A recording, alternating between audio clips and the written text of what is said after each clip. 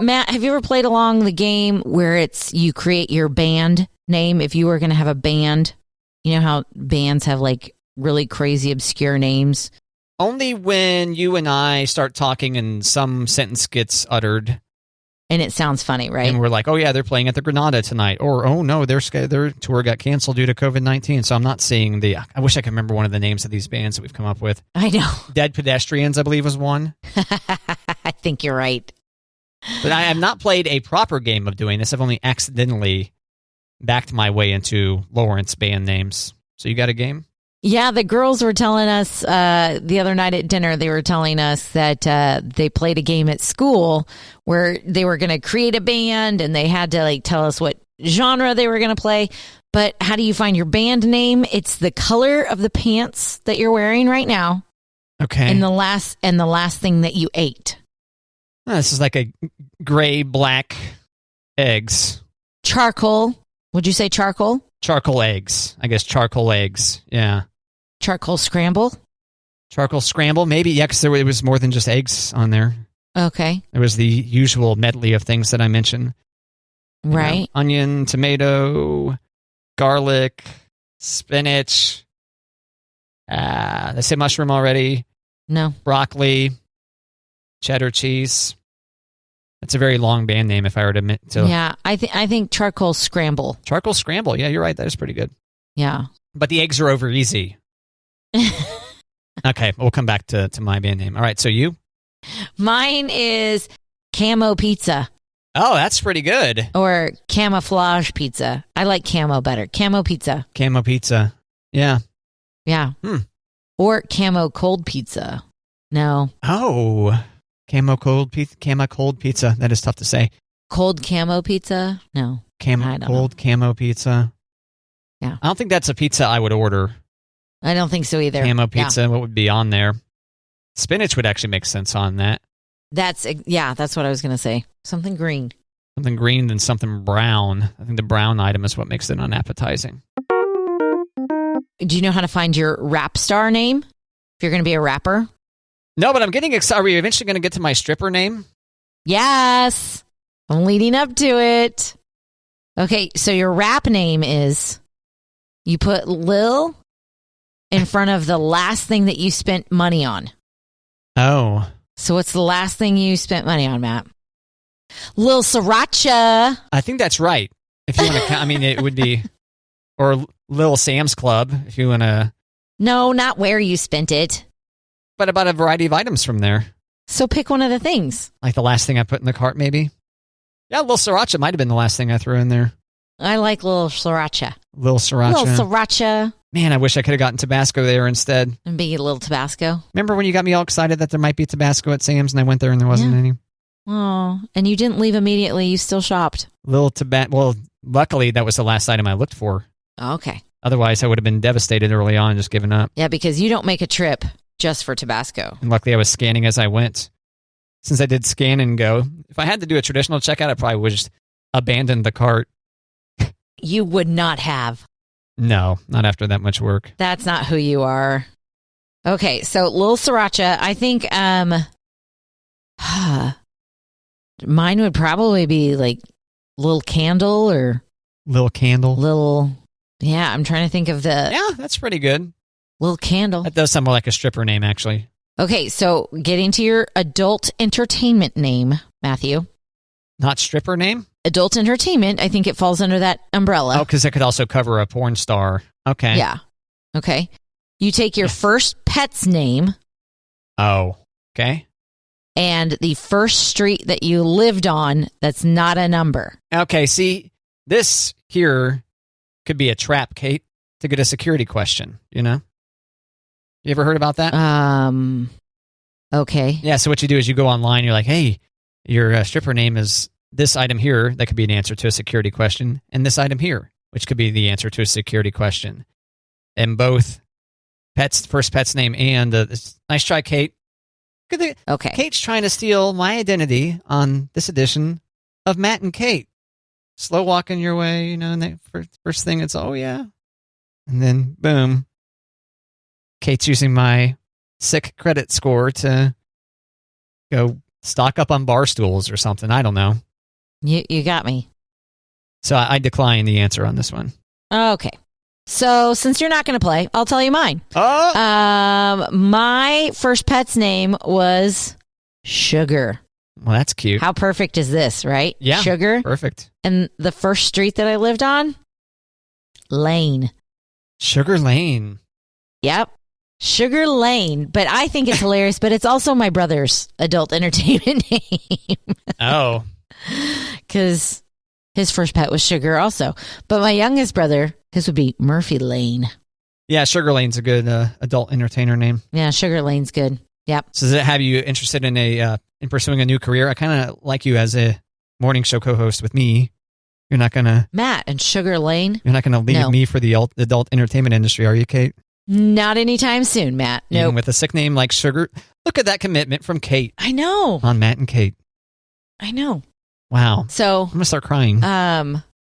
One of our coworkers, one of our mutual friends, you know what his adult entertainment name was? It gets me every time. I'll never forget it. Tiger, Butter, and Egg. Tiger, Butter, and Egg? Yes. He lived on Butter and Egg Street. Wow. Is that hilarious? There's a street called Butter and Egg. That's fantastic. Yeah. Is it? But Tiger, Butter, and Egg. Is it 3 separate words? Yeah. Butter and Egg Street? Mm-hmm. Yeah. Cooking eggs and butter. Yeah. It's a good way to do it. Yeah. Yep. I add a little bit of olive oil. Okay. Yeah, because I feel like olive oil helps it detach from the pan a little bit easier without using half a stick of butter or whatever. Just throw a little pat of butter on there, and then put a little olive oil on top of that. Lube up the pan with it, and boom. Nom. I'm not a big fan of the olive oil and eggs, so I just stick to butter. Yeah, just by itself, olive oil and eggs, I feel like it just makes the eggs kind of slimy-ish, maybe. Mm-hmm. Does that sound right to you? Okay. Mm-hmm. But the mostly butter with just a little bit of olive oil, just a dollop. Okay, dollop. I don't know if you can dollop a liquid, a pure liquid at least, like that. But you get the point. Just a little drizzle. Just a little. Yeah, maintain the butter taste, and just have a little bit of help getting it off the pan. Butter and Egg Street, great. I'm getting hungry. A common feat on Matt and Kate. That's what happens. Yeah. Yeah, I follow the Wall Street Journal reporter Joanna Stern. She's a technology reporter there. Okay. And it's nice. A lot of her tech articles, including this one, are available in front of the paywall, so you don't have to have a subscription to read. And especially, this one's a good public service. Stop with the video chats already. Just make a voice call. And so there's steps. Step 1, ask, should this meeting just be an email? And you and I have talked about this before, Kate, and I say most times yes. Mm-hmm. Step 2, understand the benefits of audio versus video. And they're like, video can be cognitively draining. The mirror effect, where you stare at yourself in the video window too much and you're judging yourself. Mm-hmm. So if you got to be on a video call, hide your window of yourself as a tip here. Other ways that's cognitively draining doing a video call. Close-up eye contact. So it feels like an invasion of space. It's a lot of sitting and feeling trapped. You can't get up and walk around during a video call. To me, that's the biggest one. I really like to walk and talk. It's a lot of nodding for you to communicate. You walk and talk during meetings? On a phone call, I walk and talk a lot. Okay, but if we were just sitting at the conference table, you'd be walking? No. Okay. But in that case, you have a whole bunch of people in the same room, as opposed to if you're working from home, just sitting there, staring. Gotcha. In this case, they're also mentioning kind of feeling trapped or claustrophobic or whatever. It's a lot of nodding. For you to communicate cues to the participant, you need to intensify the cue so people nod more vigorously than if they were in the same room. Oh, man. All right, so they go on to talk about more things here. Step 3, be clear, it's an audio call. You've decided that voice is the way to go for a call. Now you've got to convey that to others. Step 4, make the call. Step 5, try no video days. So certain days of the week, no video. That way you don't have to get dolled up for a video, Mm-hmm. So anyway, so there you go. Why maybe a phone call is better than a video call. Your thoughts, Kate? I was thinking when you first started talking that it was just like video calls in general. Like pick up the phone. I was like, I don't know. With family or friends? FaceTime a lot. Yeah. We FaceTime a lot. So maybe not. But she makes a lot of valid points. I haven't had any work video calls for a while now. So yeah. The family is way more, casual. If you got to get up and walk around, you can get up and walk around. Oh, yeah. With the family or friends on a video call, you can pour yourself a drink. Exactly. And not feel bad about. Well, maybe you would feel bad about, depending on if your family alcohol shames you. And maybe they're right in doing so if you've got a problem. But if you're on a work call, you should be able to let the booze flow without judgment. Exactly. And that's where video call can bust you.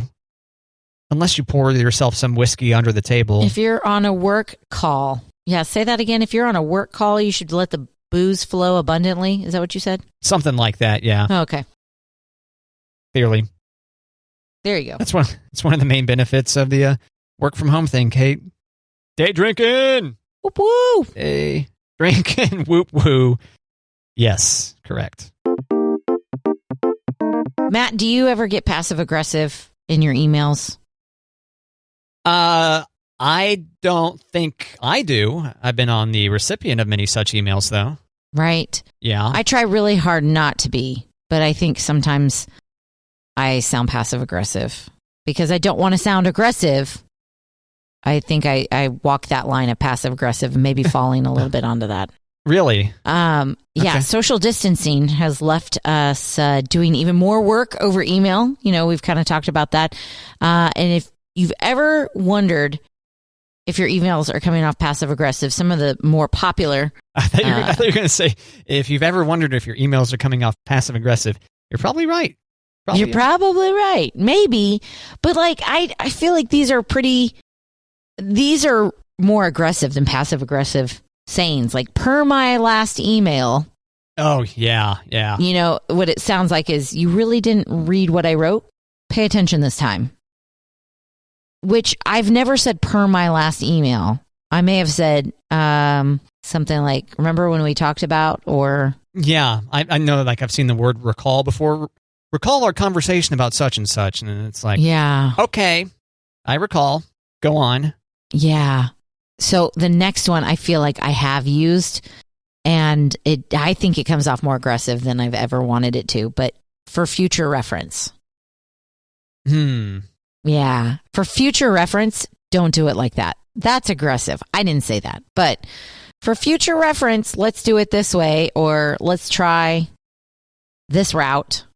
So is this a list that you got somewhere, or what? Or are you just going? This is a list of email sayings that come off as more aggressive than passive aggressive. You think you're coming off as like, hey, do your job. And instead you're coming off like... Well, passive aggressive is no good. Right. So they're saying, like, because you're doing more email stuff, be aware if you're coming off as passive aggressive. Okay. All right. I've never seen this one, but I feel like maybe you've seen this one just because you've got a t-shirt that says emails. Okay, ready? Bumping this to the top of your inbox. Oh, God. Yeah. Have you gotten that before? Luckily, no, but okay. I can envision it. Yeah, I have. Maybe I have. I can't recall it at the moment, but yeah. And according to this article, it's like saying, this is the third time I've asked. I need you to get it done. Which I don't understand why it comes off aggressive when you just say, do your job. I don't know. Well, that's why it's passive aggressive. You're not being clear about it. You're not just saying like, hey, you haven't done this task yet. What's up with it? Instead, you're just going, you're putting this at the top of your inbox. No, this is what Kate goes, Matt.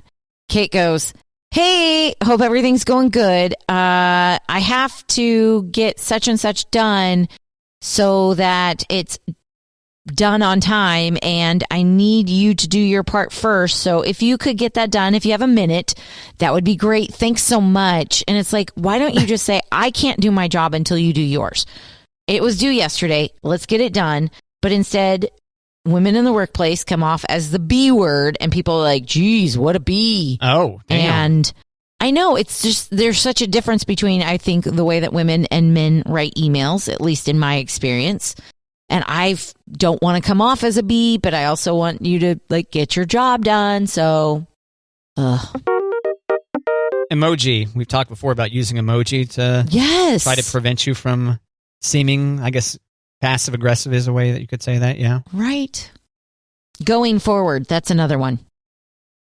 Going forward. That kind of makes me think of like for future reference. So is that one on your list too? Yeah. Going forward means don't ever do that again. But they do give some advice, like don't reply while you're frustrated. Yeah. And don't be afraid to show encouragement or empathy, which I get it. If you've got something going on that you can't get your job done, okay, I'm sorry. How can I help you? But I sometimes reply when I'm frustrated, and I should not do that. Yeah. Yep. That's a good tip there. I also think it's helpful to be very deliberate about checking work email. Mm-hmm. You know, and I feel like maybe I've mentioned this before. It's like, what times are you going to check your email? As opposed to, I treat email like it's an instant message and deserves an immediate response. Right. You know, because once again, you're first off giving yourself the mental space to be like, whew, okay, here we go. Let's get into this inbox and see what kind of mess I got made for me. Well, and I think you've made a really valid point before, being deliberate about not checking your email. Yeah, that's basically what I mean. Yeah. If you are after 5 o'clock, you're not checking email. You're not, because I will check my email and then I will read it, and I will either treat it like an instant message or a text and like handle it right away. Or if it's something that frustrates me, I let it ruin where I'm at for quite some time. And then, yeah. Yep. It can be helpful to have a separate email app. You know, like have I use the stock app on my phone for like my personal email stuff. And then I have Outlook installed on it also. And that's where the work email goes. And then, no, sorry, work email, you don't get notifications. People know, once again. I don't, yeah. They know my phone number. If I need to get it. Yeah. If there's something that's intense enough and you get a hold of me now, I answer my phone nearly every time it rings. Right. And then I typically see messages, you know, within a reasonable amount of time, within an hour probably, maybe sooner. Yeah, I don't set up notifications for my emails. And there definitely are people. It's not like, oh yeah, everyone I know falls into this trap. It's like, nope, I can name people. And there's only a few. And if they don't know they're doing that, then, well, I don't know. They may be too dense for this segment to get into their brain either. Oh, my. What, too intense? Too intense. Okay. I can't not be. I'm sorry. I meant it. There we go. Intensity not withdrawn. Okay. There we go. That feels great. Couldn't help it. Nope. Matt, when you are on social media, have you ever come across a post that's like really good and you want to comment on it, but you can't think of what to say, or you want your comment to kind of stand out from what everybody else is saying? I do feel the need to be clever on social media responses. Yes. Okay. Currently, I'm only active on Twitter and Instagram, really, on a day-to-day basis. Okay. So if you're ever coming across like, oh, I'm just drawing a blank, I'm coming up short, I don't have anything that's super clever, you should go to comments.com, and it's comments with 3 M's. Okay. Comments.com. All right. I'm going there now. And, okay. So you come across something on your social media, you're looking for a comment that's going to stand out. You hit the space bar, and it will give you a new comment. Yeah. So this camera angle blew my mind. Yep. Is the current comment in front of me. Let me take a nap. Great boldness, anyways. Sick. So radiant. I think I'm crying. It's that sleek. Trying it now. I'm in. Gradient. Bold. Shot. Boldness. Dash. Excellent. Sideways smiley face emoticon. This is fabulous and beastly. Sideways face emoticon. Mission accomplished. It's splendid. Double exclamation point.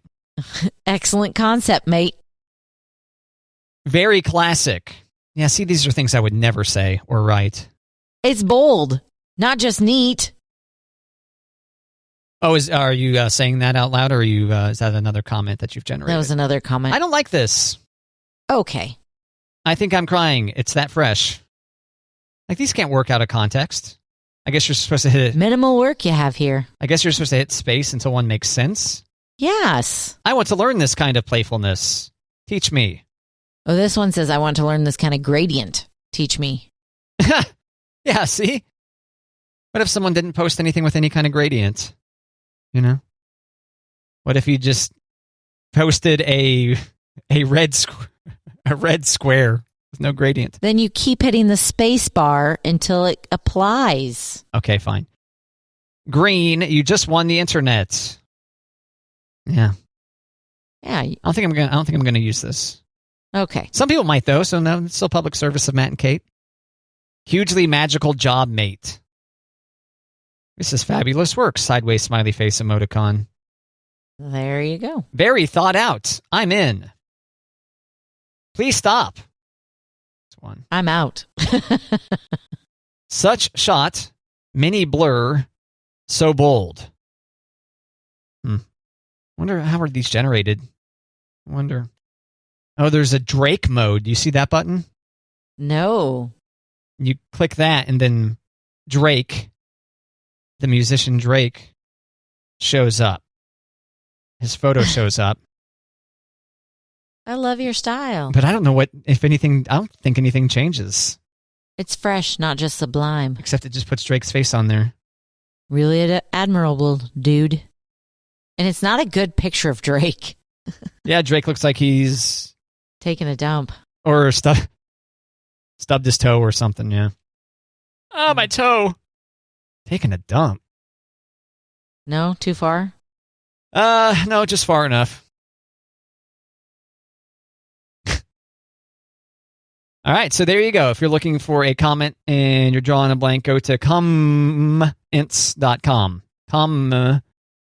With 3 M's. 3 M's. Comments.com.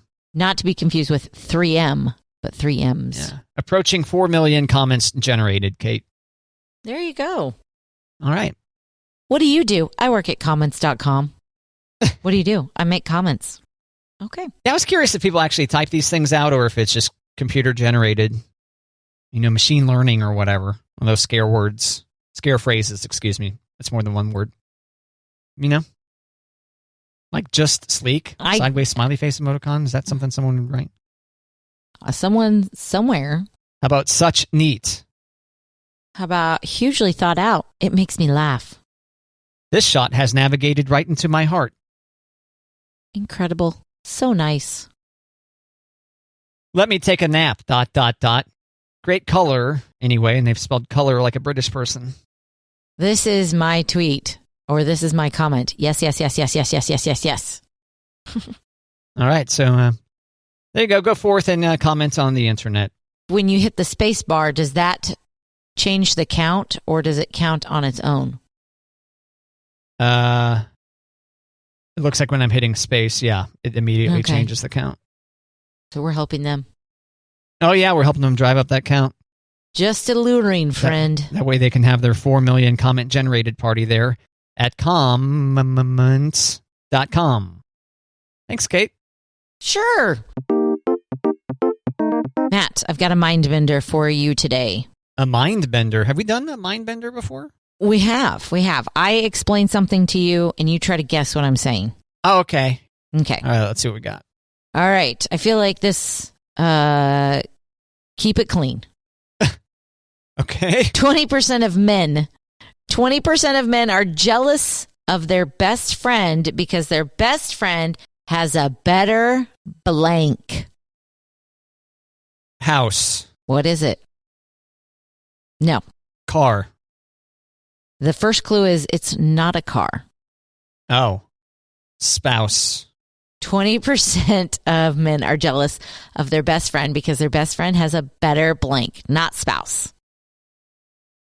See, house, car, spouse have been my guesses so far. Are you ready for a clue? Job. No. Okay. TV. No. I don't want to give in to the clue just yet. Okay. Man cave.